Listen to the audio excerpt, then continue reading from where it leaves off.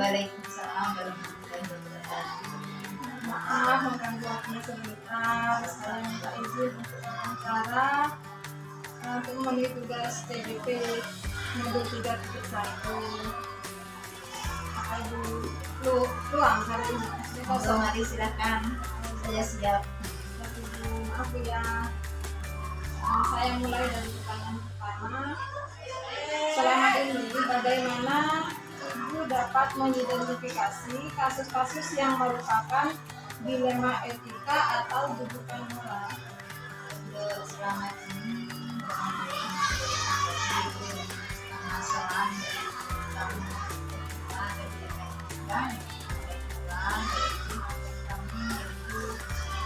yang pertama yaitu identifikasi ini masuk etika dan juga maka itu dilema etika atau termasuk bujukan moral. Jadi bisa identifikasi dulu permasalahan itu. Kelompok dulu masuk ke dilema etika atau masuk ke bujukan moral.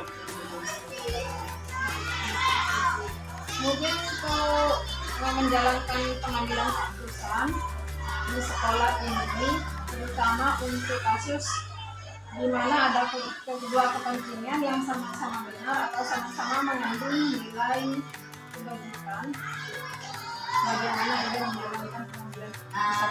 Untuk mengambil keputusan kalau ini termasuk dalam dilema etika itu kami waktu itu permasalahannya yaitu benar sama-sama benar ya dilema etika. Jadi kami tetap melibatkan guru di dalam mengambil keputusan ini. Kemudian untuk langkah-langkah atau prosedur seperti apa yang biasanya Ibu lakukan selama ini? Untuk melakukan itu sesungguhnya kami dalam mengambil suatu keputusan yakni kita melihat keputusan itu yaitu termasuk apa dulu. Jadi apa sifatnya juga apa mendesak atau tidak. Kalau memang itu sangat mendesak harus diselesaikan hari itu tidak saat itu ya kami selesaikan saat itu juga. Tapi kalau memang itu masih perlu waktu kita tidak selalu lama harus diselesaikan. Jadi Ibu juga bisa memilah apa kasus ini mendesak atau tidak ya. Untuk setiap permasalahan Ibu selalu melibatkan rekan-rekan guru. Ya, tidak dalam melaksanakan kami tetap melibatkan guru dan juga dilihat dari permasalahan itu sangat mendesak atau tidaknya. Kalau itu memang sangat mendesak harus diselesaikan hari itu, saat itu harus kami selesaikan. Namun kalau masih ada waktu yang harus dilibatkan dari pihak ketiga atau orang lain, kita tetap yaitu menjalankan kapan harus diselesaikan. Kemudian untuk hal-hal apa saja yang selama ini Ibu anggap efektif dalam mengambil keputusan pada kasus-kasus dilema etika? Kami selama ini di dalam mengambil keputusan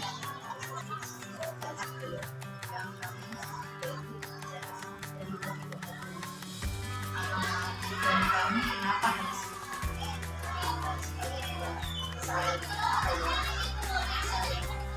dalam menyalahkan atau kita menjadi yang terbenar. Jadi kita tetap berbicara dari lagi supaya nanti keputusan yang kita ambil, yang saya ambil itu tidak menjadi atau menyakitkan hati orang. Jadi keputusan itu artinya sama-sama kita menjalankan. Jadi untuk langkah pertamanya Ibu mengambil sikap mengambil langkah sebagai institusi dari hati-hati yang mempertimbangkan permasalahan yang ada supaya tidak menyakitkan pihak yang lain. Sama-sama enak ya. Soalnya di belakangnya kan mesti ada efek-efeknya. Jadi rugi untungnya, efeknya di belakangnya bagaimana kan harus kita pikirkan. Kemudian untuk hal-hal apa saja yang selama ini merupakan tantangan dalam pengambilan keputusan pada kasus-kasus dilema etika? Sangat masalah tantangannya sangat besar sekali karena ini memang benar sama-sama benar ya, sama-sama benar. Dan di sini yaitu di dalam melaksanakan yaitu apa ya, permasalahan kami, yaitu bagaimana ya untuk tantangannya supaya kita itu tidak memberikan sesuatu tidak salah ya, dalam memberikan sesuatu tidak salah. Nah, kita berpikir tentang apa, rasa kasihan dari mereka, efeknya juga di situ. Jadi termasuk kita sana ini merupakan suatu tantangan juga.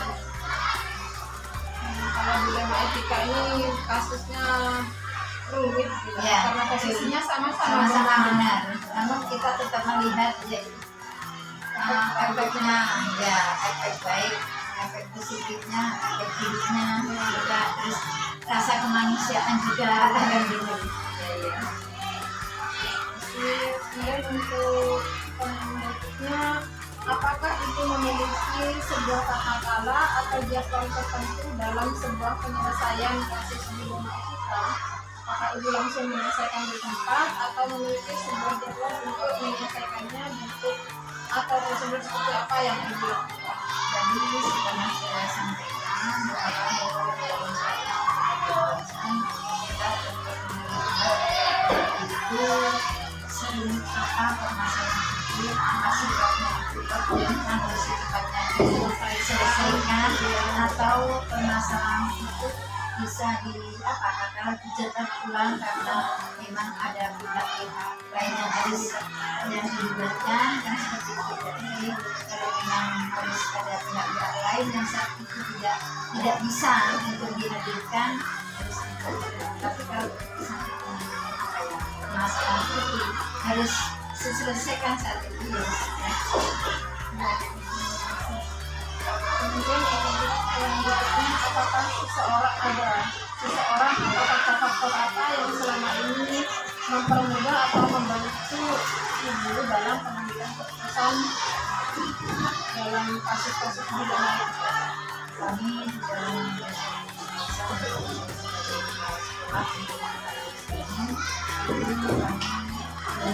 belum lepas dari apapun permasalahan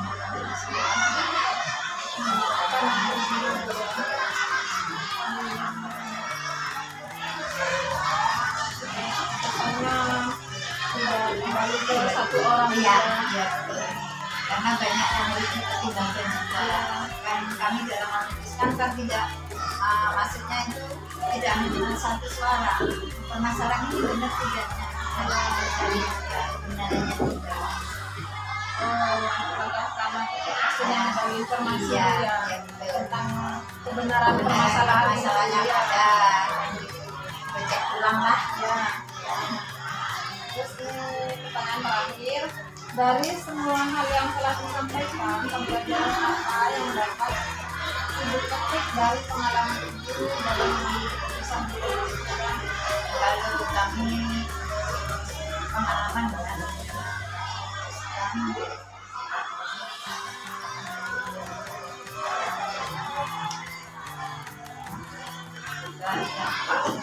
baik dirinya masalah itu, terus juga untuk merupakan pertama yaitu bulan ini sekarang yang kedua dampaknya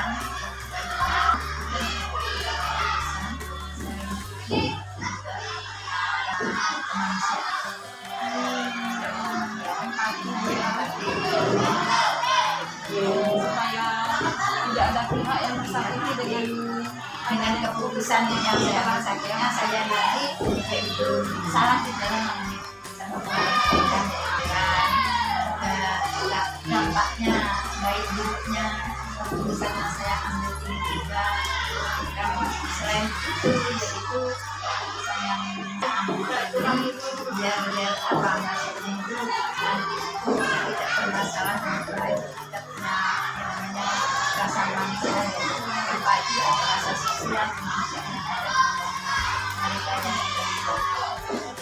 masalah itu Benar-benar selesai gitu ya. Terima kasih Bu, untuk waktunya udah banyak. Terima kasih sudah meluangkan waktu dan bersedia menjawab pertanyaan kita dari saya. Semoga kegiatan ini bermanfaat dan saya minta mohon doa dan bimbingan Ibu dalam menjawab. Terima kasih.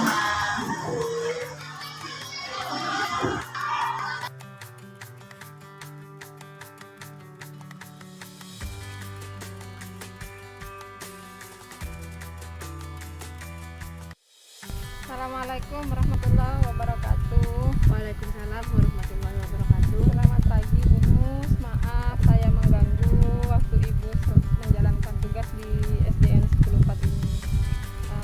Saya di sini mohon izin mengganggu waktu Ibu sebentar untuk menjalankan tugas saya sebagai CGP memenuhi tugas demonstrasi kontekstual modul 3.1. Mohon berkenan Ibu untuk saya wawancarai hari ini. Ya, terima kasih Bu Umi atas kesempatan yang diberikan. Monggo silahkan dilanjut. Baik, saya akan mulai dari pertanyaan pertama. Wawancara kita hari ini bertema dilema etika dan bujukan moral Bu ya. Di mana dilema etika ini keseharian Ibu selama menjadi kepala sekolah yang belum lama ini. Mungkin Ibu masih bisa dikatakan masih baru Bu ya, tapi pastinya sudah ada pengalaman tentang dilema etika ini, di mana permasalahan yang satu benar, yang satu juga benar, dan bagaimana Ibu mengambil keputusan untuk menyelesaikan masalah ini. Kemudian untuk yang etika moral, di mana permasalahan yang satu benar dan yang satu salah, bagaimana juga Ibu menyelesaikan masalah seperti ini. Baik, untuk pertanyaan yang pertama, bagaimana Ibu dapat mengidentifikasi kasus-kasus yang merupakan dilema etika atau bujukan moral? Ya, terima kasih Bu Umi atas waktunya. Tentunya dilema etika dan bujukan moral ini sangat-sangat sering kita temui saat keseharian.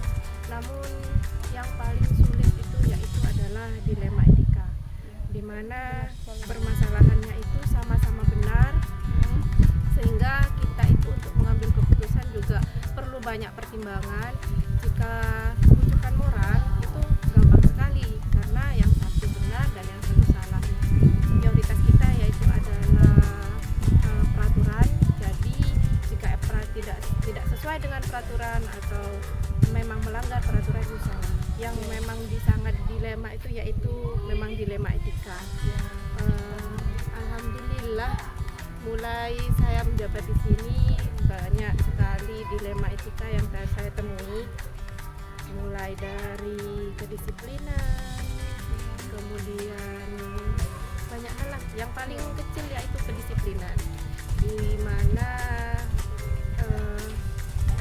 disiplin itu menurut saya adalah hal terpenting, entah itu disiplin belajar, disiplin masuk, disiplin bertanggung jawab, dan semuanya nanti ke belakangnya itu akan mengikuti. Bagaimana cara saya mengidentifikasi itu dilema etika atau bujukan moral? Tentunya saya harus mengetahui kasusnya yang pertama. Kasus tersebut apa sih yang masalah sebenarnya? Kemudian siapa saja yang terlibat? Contoh, saya menemukan beberapa siswa yang datang terlambat. Itu kalau saya lihat sekilas itu sudah melanggar peraturan. Namun setelah saya identifikasi lebih jauh, saya mengadakan pendekatan kepada guru kelas, juga kepada anak yang bersangkutan. Ternyata beberapa anak di sini memang telat ke sekolah itu ada banyak hal. Contoh, karena di sini di sekitar pesisir pantai yang bermata pencaharian sebagai nelayan, orang tua itu tidak ada. Pagi mereka sedang melakukan mata pencaharian mereka, sehingga anak itu ditinggal di rumah sendirian. Orang tua melaut gitu ya. Orang tua itu melaut. Jadi pas anak-anak yang kurang rasa tanggung jawab itu hanya kadang tidur-tiduran, ataupun ada juga yang sebagian dari mereka itu membantu orang tua mereka. Nah, setelah kita identifikasi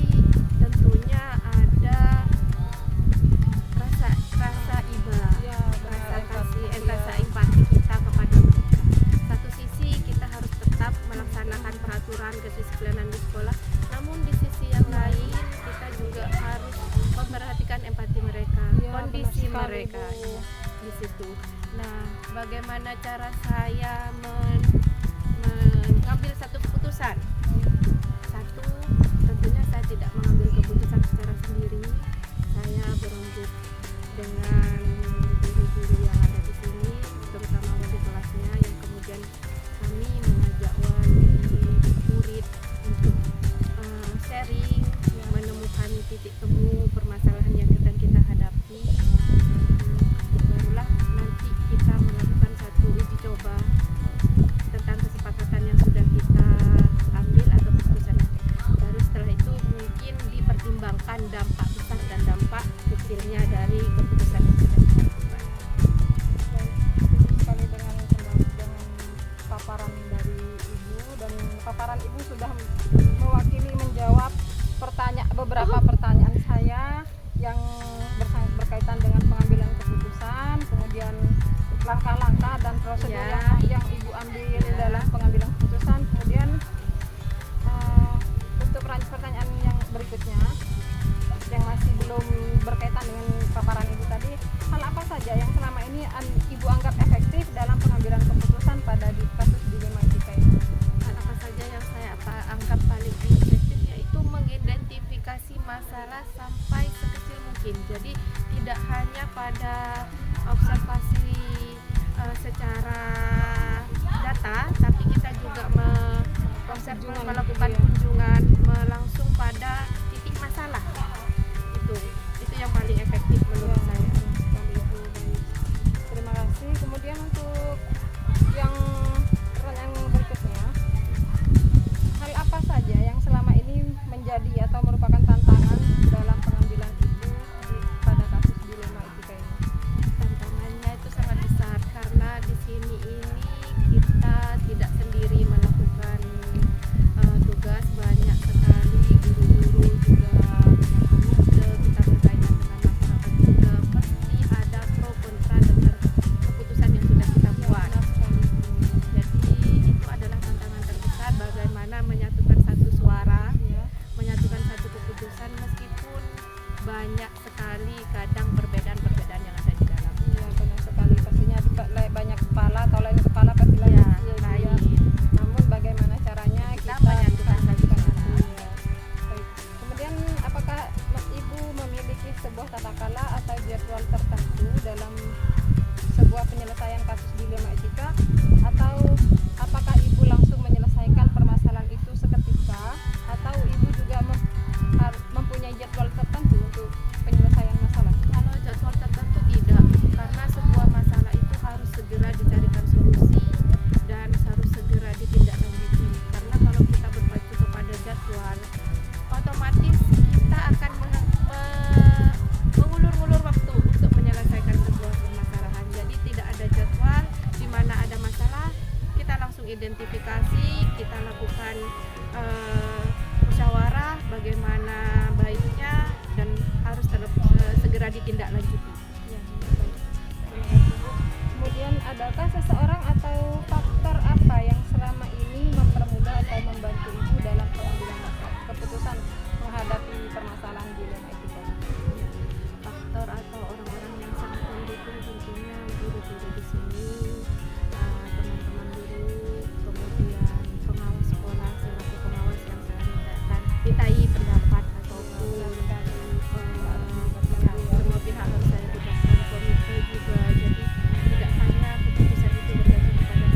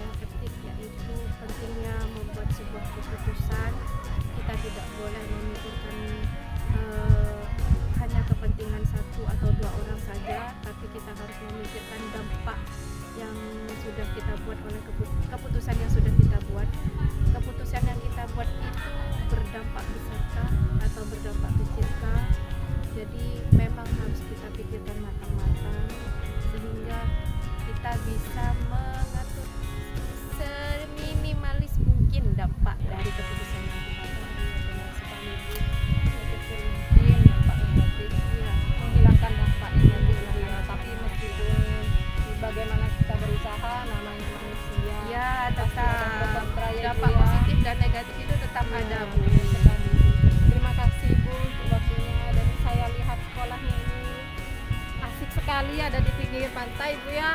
Ya, dengan semilir angin yang Bisa membuat ngantuk ini Bu. Izin sebentar saya ambil situasi sekolah Ibu ya. Asik sekali anak-anak belajar di perpustakaan ini. Jadi adalah keadaan sekolah kami yang memang lokasinya sangat dekat dengan pantai. Jadi di belakang sekolah ini